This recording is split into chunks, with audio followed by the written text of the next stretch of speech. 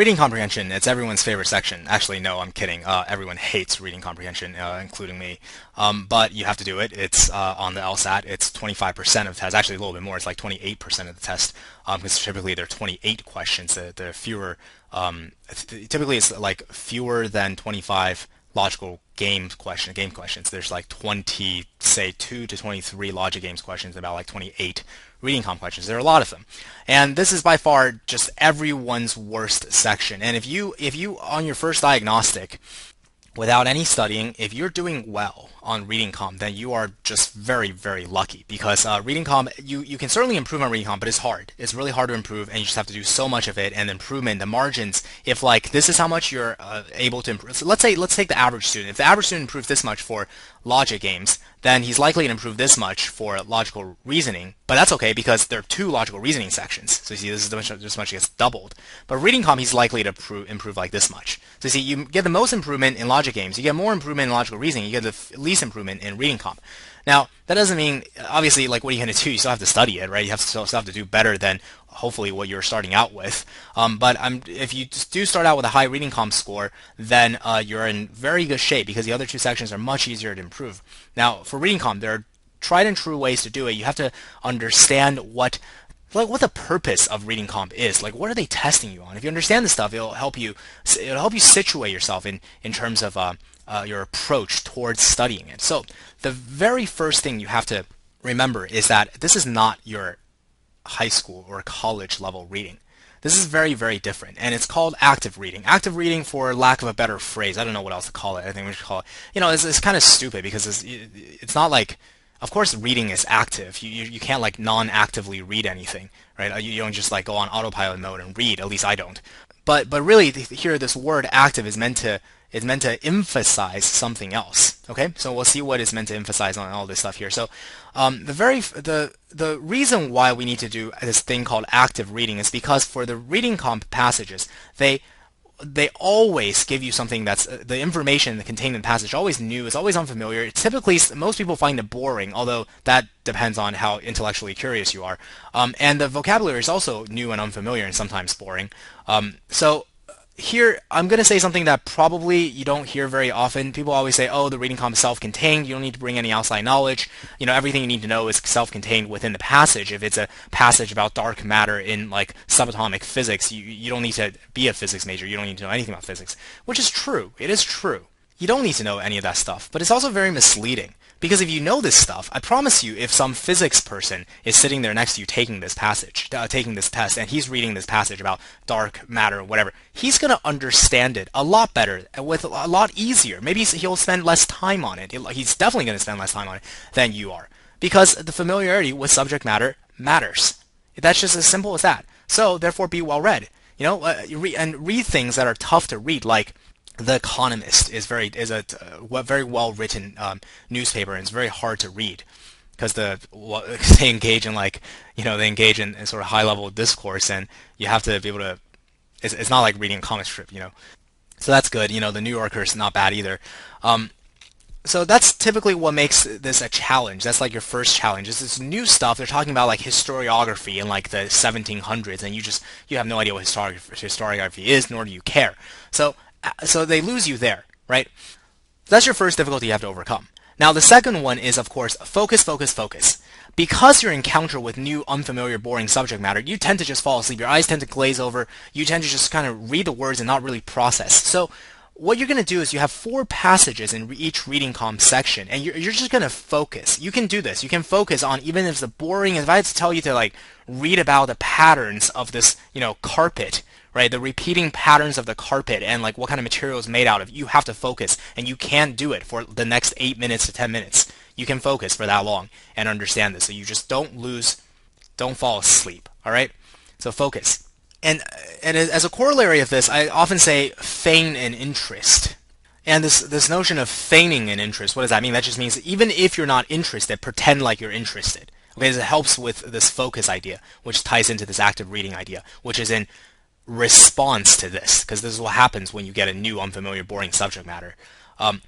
Okay, next is ask questions. It also ties in with feigning interest. If you're interested in a thing, you ask questions about it, right? You read something, you ask yourself, well, what does this mean? What could it mean? Where is this going? right? And it helps you to stay focused, and that's what part of what it means to be an active reader, to actively read something. Next is to piece information together as you read, and of course this all ties back into this too. As you ask question, how is this related to this other thing I just read? They just told me about this type of animal that does this. Now, is this other type of animal, is it going to be the same or is it going to be different? And you piece all this stuff together. Each step along the way, you're making sure nothing is in isolation. They don't ever tell you something just kind of out of the blue. If they do, it's because they just haven't connected the dot yet, and they'll connect it later, right? So you ask questions, you piece the information together as you read, and part of comprehension is actually using your imagination. Because a lot of times you'll encounter stuff that you just have, if you're not familiar with the subject matter, you won't know what it means. You have to ask yourself, what could it mean? What could this mean? How can I have this sentence make sense to me? And as we actually start the reading comp lesson proper, when we actually do some reading comps, you'll see me leading you through each of these points and using, sort of using your imagination, like sort of figuring out what stuff means on the spot, right? And finally, anticipate the direction of the passage.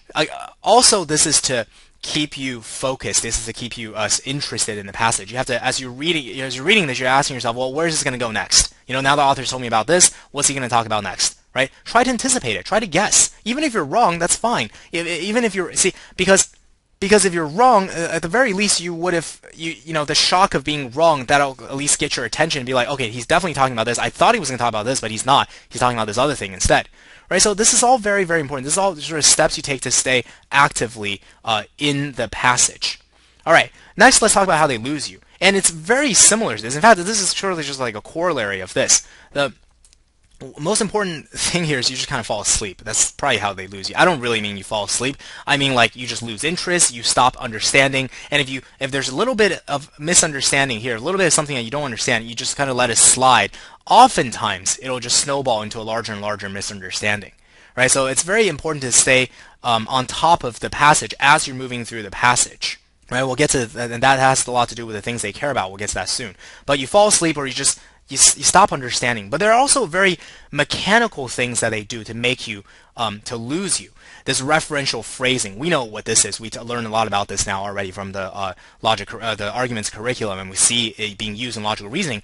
Those just use the word "it" to refer to like an entire 3 lines that they just talked about. They'll just say "it is the reason why," and then you have to know that this "it" is referring to the thing that they talked about up there. Otherwise, you're not really comprehending. Do you see? Because "it" has no meaning. The only meaning it has is a stand-in for some other idea, right? So this is why referential phrasing is one of the key ways that they lose people. They'll use pronouns, and that mechanism is the reason why. And you see, that mechanism refers to something that they previously said. If you don't connect that up, you see, you're not connecting the dots. You're not piecing the information together as you read. You see, you're not using your imagination, because that mechanism, what does that mean? Right? You gotta be like, okay, that thing. And then if you say that mechanism actually, and you're just like, okay, what is it they're talking about? They're talking about, oh, the stuff they outlined here. And then you read it again, you're like, oh, I see what this mechanism is. Then you can use your imagination and see how this mechanism actually does what the thing says it does. Maybe you don't understand, maybe you wouldn't understand it otherwise, but if you actually, took the time to point the referential phrasing to the thing to which it's referring, you might actually understand. So referential phrasing is incredibly important. It's how they lose you. It's one of the biggest ways they lose you in reading. Next up, we have these modifiers, embedded clauses. This just makes a sentence hard to understand. Oftentimes, you'll find sentences that run for like 5 lines. I'm not kidding, like 5 lines long. It's one sentence. And within the sentence, they have like an embedded modifier. Right? And this is how they lose you. So what you do is you read, when you hit modifiers, when you hit embedded clauses, and I point them out as we do these questions, but what you do is you read them once without the modifier, so you get the broad structure of the sentence. Then you read it with the modifiers. The modifiers, typically, they're details that fill you in on some other stuff. This is just like the modifiers and embedded clauses that the exercise we did in the first couple of lessons on grammar. It's exactly the same thing, except in the reading comp, it just becomes this monstrosity that just sort of, goes on and on and on, and it completely disrupts your the structure you're trying to impose on the sentence, and you end up not understanding what the sentence says. So there's a way to deal with it. It's called reading it once with the modifiers, reading it once without the modifiers. Right? So for example, I say something like, Charlie, who likes to eat breakfast, will be going to school today. So who likes to eat breakfast is that modifier. So you really read it without the modifier, it just says Charlie is going to school today. Reading it with modifier, it would read Charlie, who likes to eat breakfast, is going to school today. Do you see a difference there? So really, because, it's just details, something additional about Charlie. Now, of course, on the reading comp, you can imagine this whole thing being blown up to like 10 times the length, and then it becomes harder to trace the the structure, but that's what you do. You read it without the modifier, so that'll help you figure out the structure and not get lost. And then lastly, this idea of pushback, connect the dots, it really, a lot of it has to do with piecing information together also and using your imagination. What they'll do is they'll talk about some idea, and then later on they'll talk about a different aspect of the idea. Right? You got to realize that, they don't give you information at random. Everything is related to everything else in some way in all of these reading comp passages. You have to make sure you're constantly pushing back. If you encounter a quote-unquote new idea, see if it's really new. See if it really pushes back to something you had already encountered before. They tell you about like sort of a mechanism for like recognizing kin, right? And then they talk about salamanders and stuff. See if the context of their discussion of the salamanders is in reference to whether or not they recognize their kin. Right, this is notion of pushback. Again, it's just really, I'm just trying to find different ways of like sort of saying how not get lost, how to not get lost in reading. All of this is sort of fleshed out about, you can think of all this stuff as just a exposition on this term reading comprehension. What does it mean to comprehend what you read? And it kind of boils down to these things that are not entirely distinct from each other. A lot of this is redundant, a lot of this is repetitive, a lot of it is just different ways of saying the same thing. But I think actually for these two in particular, they point to very mechanical things. This less so. Maybe this doesn't seem to be very mechanical. This seems to be sort of like more like piecing the information together, right? Okay, so what do they care about? On reading comp, it's very much like the other question types. It's highly repetitive. They care about sort of like the same things, and they over and over again, each passage will test you on your understanding of the same things. First is main point / main conclusion. Now, we know what that is from logical reasoning. It's the same thing. When you read a passage, there is going to be one main conclusion. You have to get that right, and often this is the first question of each passage. So you got to get this right. And to get this right, there are typically two tests, a two-pronged test, a two-step test that you apply. First, you ask yourself whether the answer choice is factually accurate, because a lot of times, and these are the easy wrong answer choice to eliminate, it won't be factually accurate. Okay, so if it's not factually accurate, it's gone. If it's like says something that the passage doesn't say, or if it says something in contradiction to the passage, right, then of course it can't be the main point. It has to at least be in the passage and factually accurate. But then the harder answer choices to eliminate are those answer choices that are wrong. They're wrong answer choices, but not because they're factually inaccurate. They're factually accurate, except the emphasis is wrong.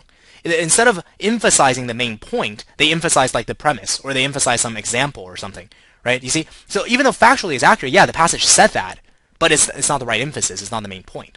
Okay? So the author's attitude or tone is also very important. You have to know which side the author comes down. Is the author accepting of, depending on what it is, he could be talking about a subject matter, he could be talking about some other author's study of a thing, right? You got to keep track of like where the author is. The author praising of them? Is the author critical? Is the author accepting? Is the author what? Right? So it's all very subtle, and there are key words that we'll see that reveal the author's tone or attitude. And this is kind of a subtle thing. This is a tough question, especially for sort of non-native English speakers.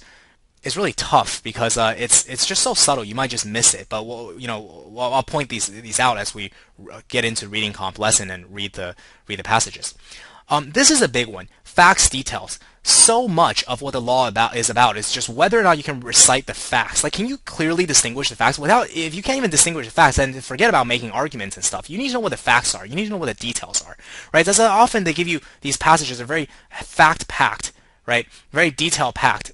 And you have to be able to clearly recall the facts with accuracy. Now, this notion of recall, you don't actually have to memorize it. You just have to be like, oh, I know where this is. This is in paragraph 3. So that when they ask you about it, you know where to go back. You go back to paragraph 3, and then you check paragraph 3 for the actual facts, to make sure you're accurate on it. But then, beyond that, some questions ask you just this. Some questions ask you, now that you know what the facts are, can you push out an inference from these facts and details? See, so these are very similar to the most strongly supported / inference must be true question types, which make up, by the way, this makes up like 80% of the questions on the reading comp, right? You almost always get the main point. And then the rest of the questions most of them are just most strongly supported must be true type questions. You take the information in the passage and you're being asked to prove out one of the answer choices. And then you also have to focus on passage structure. See, what does it mean to focus on passage structure? Typically, they'll have a couple of paragraphs. You need to know the relationships between the paragraphs. Beyond that, you need to know the relationship between the sentences. So for passage structure, what it means is you have to follow the flow of a concept or an idea from one sentence to the next. If they're talking about historiography in the 18th century, right, the next sentence talks about Chinese American settlers. right? You're going to have to realize that we're now sort of zooming in on Chinese. We're not talking about anyone else. We're talking about Chinese American settlers, and that's a focal point of our historiography discussion. Right, so that's this notion of keep following along from one sentence to the next, and certainly from one paragraph to the next. You have to know what the new paragraph's relationship is to the previous paragraph. Otherwise, you're not following the structure. And lastly, this point is also very important. There are plenty of different arguments and different viewpoints. Sometimes on simple argument structures, it'll just give you a simple argument. Here's premise 1, and here's the support for it in one paragraph. Here's premise 2, here's support for it in second paragraph. Here's our main conclusion, and that's it. Right, so very similar to logical reasoning questions, and in fact they are the reading comma. I think the reading comma is sort of an extension of the logical reasoning. It's just kind of like logical reasoning in a long form, right? So yeah, but then sometimes they give you different arguments. Sometimes the author will say, oh, you know what, Professor X thinks this, and Professor Y thinks that, and Professor Z thinks they're both idiots, and I know that Professor Z is right. Right, I being the author. So really, the only point the author has revealed to you is he agrees with Professor Z. Right? Who then he reports to you disagrees with Professor X and Y, and then you have to know what Professor X's and Y's arguments are, right? So you have to clearly distinguish between all three or all four of those viewpoints, all four of those arguments. Because if you don't, they're going to ask you questions about, what would Professor Z say? Right? Question 17. What would Professor X say? Right? Which one of the following would Professor Y be most likely to agree with? Right? What is the author's take on all of this stuff? Right? So you have to be able to jump around between different people's minds, right? Jump around between these different arguments, between these different viewpoints. That has to be very, very kept very, very clear. So with all of this stuff, you can do all of this stuff. This captures